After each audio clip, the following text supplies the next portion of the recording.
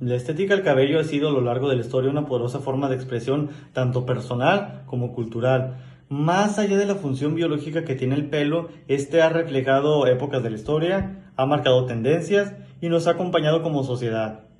La moda y las tendencias junto con nuestro cabello nos han acompañado desde siempre para hacernos sentir cómodos con nosotros mismos y hacernos sentir que pertenecemos a cierto sector de la población o a una tribu urbana.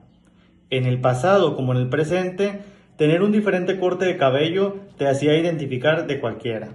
Hoy hablaremos sobre las balcarrotas, este corte de pelo que hacía diferenciar entre los civilizados de los salvajes. Con nuestro cabello podemos hacer una docena de peinados y cortarlo del tamaño que sea. En todas partes del mundo el cabello tiene simbolismos. Los españoles trajeron consigo la creencia que tener el cabello corto significaba un hombre civilizado. En cambio, el cabello largo y suelto, como la Gloria Trevi, recuerda al hombre salvaje, en su estado primitivo. Todo esto con base del cristianismo.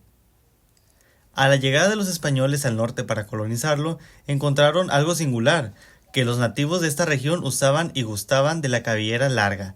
Tanto hombres como mujeres tenían el pelo tan largo que les llegaba, en algunos de los casos, hasta el trasero. Recordemos que estos nativos son seminómadas, lo cual su cabello no tiene tanto simbolismo como en el centro, que hablaremos de ellos en un momento. Al ver su estilo de vida seminómada, así como andar semidesnudos y no tener una estancia fija, hizo pensar a los españoles que estos eran todavía bestias de las cavernas. Alonso de León describió lo siguiente: los traían caídos para atrás, atándoles con una correa de venado. El tema del cabello lo vimos un poco con los apaches y los comanches, que si bien no eran los únicos nativos del lugar, sí tenían algo en común, el tener las cabelleras como trofeo de guerra.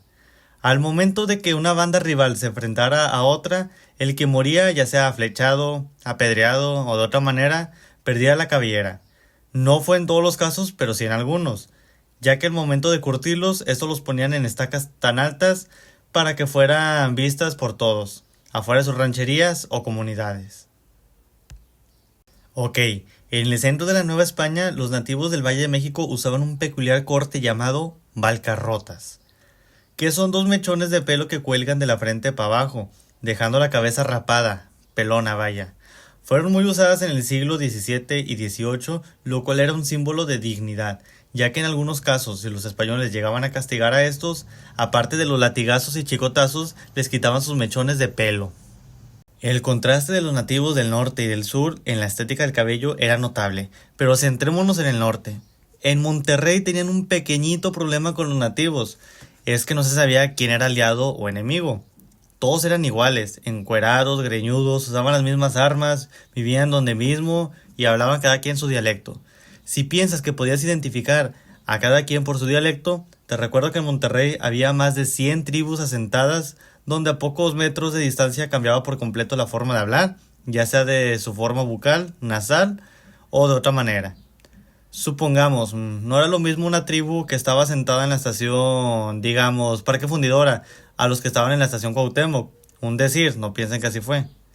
En pleno siglo XVII ya había conflicto con algunos nativos que se rebelaron ante la corona, pero los que estaban con la corona eran idénticos. Veías a muchos pasearse en el centro de Monterrey, lo que ahora es la Macroplaza. Algunos sin preocupaciones como Juan por su rancho, otros sentados platicando, otros mirando las construcciones, otros trabajando y así. Pero el problema es que no sabías quién era enemigo. Y cuando menos lo esperabas, venía un ataque y no sabías ni a quién echarle la culpa. Esto provocó un miedo a los españoles porque si bien esto pasaba en una ciudad, imagínate lo que pasaba en los caminos reales o en las rancherías.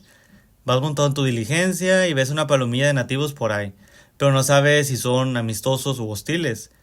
Ya por confiado terminan atacándote, sin que nadie te auxilie o preste alguna arma. Estás en medio de la nada. Recuerda que las grandes distancias de la Ciudad de México a Monterrey pues son gigantes, ¿verdad? Pero el 10 de marzo de 1717 se fundaron en Monterrey con el gobernador Nicolás Vandalé, algunos generales como Luis García, Juan Guerra y Antonio Villegas, entre otros, ¿verdad? Para discutir temas, entre ellos cómo traer la paz al nuevo reino de León otra vez. Una opinión surgió: podemos hacer que se quiten el pelo y usen balcarrotas como los mexicanos, que viendo los chichimecos empieza por los tlaxcaltecas, no harán tanto sentimiento. Es necesario que los indios de los pueblos se les ponga una señal para ser reconocidos e identificarlos fuera de los pueblos y dentro. Viendo que los tlaxcaltecas los usaban, recuerden que parte de Nuevo León fue fundado por tlaxcaltecas, estos indios de encomienda los imitarían al punto de tener algo con que identificarlos, usando estas balcarrotas como los mexicanos. El gobernador Vandalé sabía que los nativos no aceptarían las balcarrotas, ya que le tenían mucho aprecio a su cabellera larga. Este corte de pelo indígena impuesto por los españoles se convirtió de pronto en símbolo del indígena cristianizado, como dijo Jaime Cuadrielo. El permiso fue enviado al virrey de la Nueva España, Baltasar de Zúñiga, quien acepta o no la propuesta, que al parecer no, porque como vimos, a pesar de que ya había aliados como los carrizos, los borrados, agualeguas, etc., muchos siguieron teniendo el pelo largo como los apaches y comanches, que la cabellera fue el trofeo de guerra para ambos lados hasta que terminó este genocidio. Esta propuesta quedó en un pasado lejanísimo, lo cual nunca se tuvo permiso, sino que casi 250 años más adelante, a finales de los 80s y comienzos de la década del 2010, en Monterrey las balcarrotas se hicieron populares entre un sector de la población regiomontana. El movimiento Colombia tuvo un gran auge tanto en Nuevo León como en Tamaulipas y Coahuila, y la manera de vestir, la música y lo más importante, el corte de pelo los caracterizaron por mucho tiempo. Estos mechones de pelo burdos, llenos de gel, con la cabeza rapada, tenían una similitud con las balcarrotas novohispanas. La manera de bailar en círculos también reflejaba el mitote que hacían los nativos norteños. En el pasado se les quiso obligar a un sector a usar balcarrotas, y después de siglos, estas fueron usadas por decisión propia, simbolizando un movimiento. Si bien hoy está extinto o diezmado, dejó una huella en Monterrey y se dieron a conocer de manera internacional.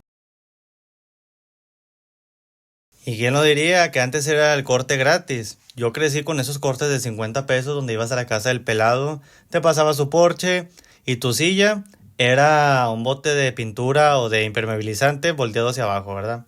Te sentabas y ya le pedías tú el corte que quisieras, el de moda, para andar bien fresco en la secu, ¿verdad? Y pues, ¿quién diría que hoy en día el corte ya está en 250, 300 pesos? Ah, y todavía te piden cita en las barberías. No, hombre, mijo, cálmate, pues ni que fueras el IMSS.